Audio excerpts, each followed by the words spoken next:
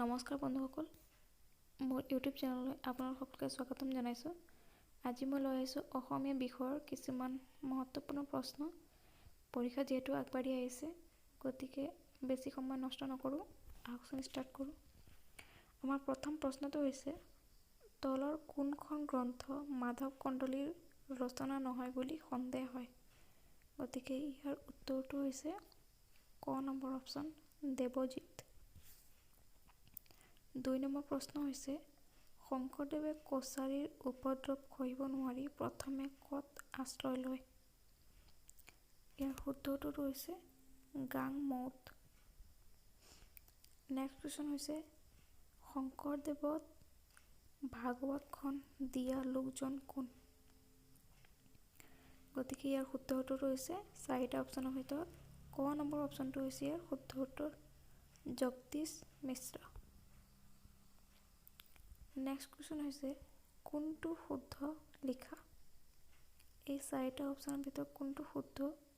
তো হৈছে খ নম্বৰ, তেওঁ জীৱনৰ প্ৰথম চোৱা বাৰ ভূঞা ৰাজ্যত কটায়। শংকৰদেৱৰ বিষয়ে লিখা হৈছে, গতিকে এইটো হৈছে আপোনাৰ খ নম্বৰ অপশ্যনটো শুদ্ধ উত্তৰ। নেক্সট কুৱেশ্যন হৈছে, ভাগৱত গ্ৰন্থ শংকৰদেৱৰ কোন শ্ৰেণীৰ ৰচনা বুলি ধৰিব পাৰি? ইয়াৰ শুদ্ধ উত্তৰটো হৈছে আপোনাৰ ক নম্বৰ অপশ্যন, অনুবাদমূলক। 6 নম্বৰ প্ৰশ্ন হৈছে, তলৰ বাক্যকেইটাৰ কোনটো শুদ্ধ? ইয়াৰ ক নম্বৰ অপশ্যনটো হৈছে শুদ্ধ উত্তৰ, শংকৰদেৱ অসমীয়া নাট্য সাহিত্যৰ জন্মদাতা।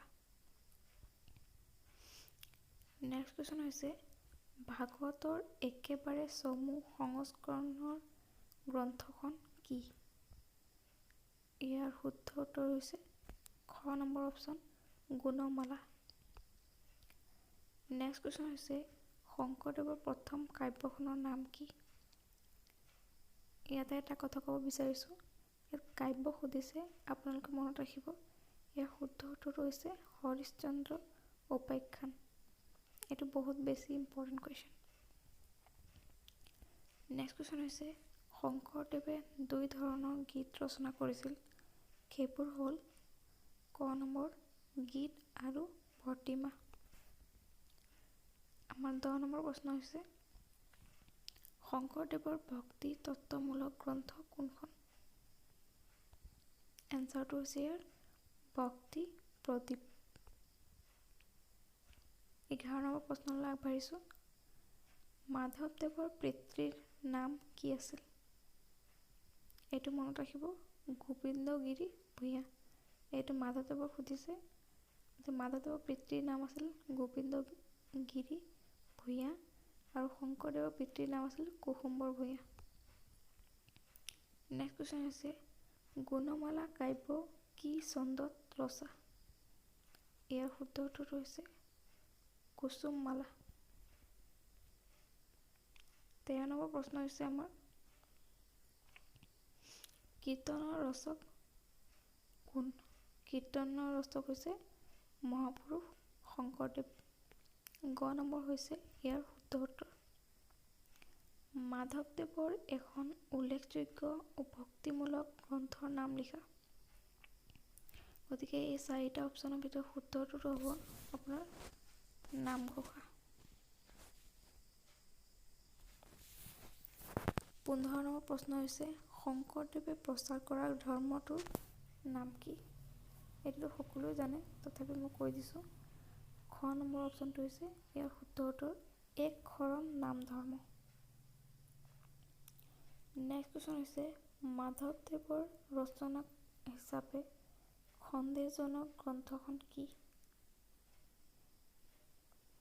শুদ্ধ হৈছে গুপ্তসাৰ। নেক্সট কুৱেশ্যন হৈছে, মাধৱদেৱৰ নাটকবোৰক কি বোলে? ইয়াৰ উত্তৰ হৈছে ঝুমুৰা। এইটো মনত ৰাখিব, ইম্পৰ্টেণ্ট কুৱেশ্যন, ঝুমুৰা বুলি কোৱা হয়।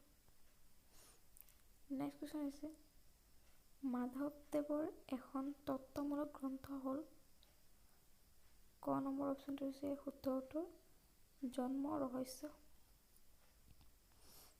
নেক্সট কুৱেশ্যন হৈছে চন্দ্ৰকুমাৰ আগৰৱালাই সম্পাদনা কৰা আলোচনীখনৰ নাম কি? গতিকে ইয়াৰ শুদ্ধটো হৈছে জোনাকী। এইটো আহিব পাৰে পৰীক্ষাত, আপোনালোকে মনত ৰাখিবলৈ চেষ্টা কৰিব। বহুত ইম্পৰ্টেণ্ট কুৱেশ্যন। 20 নম্বৰ প্ৰশ্ন হৈছে চন্দ্ৰকুমাৰে অসমীয়া কাকতখন কেতিয়া উলিয়ায়? ইয়াৰ শুদ্ধ উত্তৰ হৈছে 1918 চনত। নেক্সট কুৱেশ্যন হৈছে চন্দ্ৰকুমাৰ আগৰৱালাৰ প্ৰথম কবিতা পুথিখনৰ নাম কি? গতিকে ইয়াৰ শুদ্ধ উত্তৰটো হৈছে প্ৰতিমা। গতিকে যদি মোৰ ভিডিঅ'টো চাই আপোনালোকৰ ভাল লাগে তেনেহ'লে প্লিজ লাইক কৰিব, শ্বেয়াৰ কৰিব আৰু কমেণ্ট কৰিব। ধন্যবাদ আৰু ছাবস্ক্ৰাইব কৰিবলৈ নাপাহৰিব।